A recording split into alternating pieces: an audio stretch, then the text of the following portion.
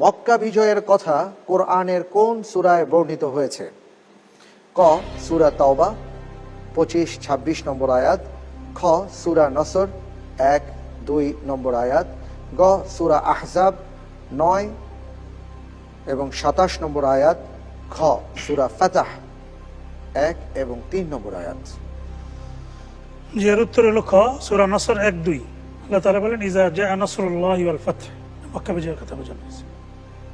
Lock করে দেব? জি, lock করে দেয়া হোক সূরা নসর।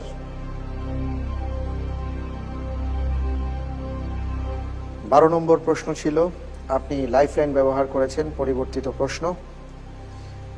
উত্তরটি সঠিক হয়েছে। কোন সাহাবার সাক্ষীকে দুজন সাক্ষীর মর্যাদা দেওয়া হয়েছে? আমরা দেখতে পাচ্ছি মকবুল আহমদ, আপনি প্রথমে বাজদার প্রেস করেছেন। জি, আপনি বলুন। ওনার নাম হচ্ছে খুদাইবা। জি, খুজাইমা। খুজাইমা। জি জি। আচ্ছা, কেউ কি চ্যালেঞ্জ করতে চান? হ্যাঁ, রবিউল হাসান ভাই, আপনি চ্যালেঞ্জ করেছেন, আপনি বলুন। জি, তিনি হলেন জাইনব বিনতে খুজাইমা। মকবুল সাহেবের উত্তর ঠিক আছে, খোজামা বিন সাবিত। আর চ্যালেঞ্জ ভুল হয়েছে। জি, শুকরিয়া, জাযাকাল্লাহ। দুঃখিত রবিউল হাসান ভাই। বদর যুদ্ধে কোন সাহাবী রাসূল সাল্লাল্লাহু আলাইহি ওয়াসাল্লামের পাহারাদার ছিলেন?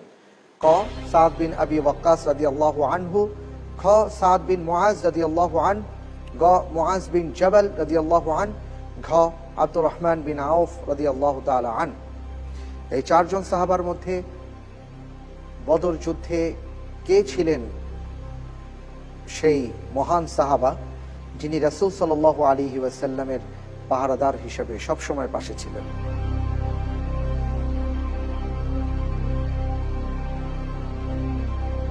আপনার লাইফলাইন রয়েছে, আপনি 12 নম্বর প্রশ্নই রয়েছেন, সুতরাং চিন্তা ভাবনা করে ভেবে চিন্তে উত্তর প্রদান করবেন আশা করি। মক্কায় মা হাজেরা ও সন্তান ইসমাইলের অবস্থান স্থলে সর্বপ্রথম কোন কাফেলা গোত্রের আগমন ঘটে? A Banu Hashim, B Banu Makhzum, C Banu Jurhum, D Banu খুজা।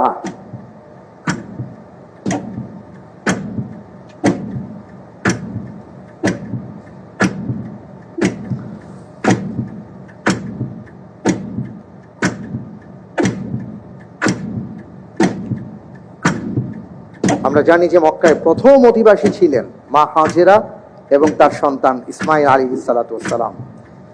তাদের অনুমতি নিয়েই মূলত তারা বসবাস শুরু করেছিলেন। জি, আপনি বলবেন। আলহামদুলিল্লাহ, আমি উত্তর হিসেবে বেছে নিচ্ছি সি বনু জুরহুম। ফ্রিজ করা হোক সি বনু জুরহুম।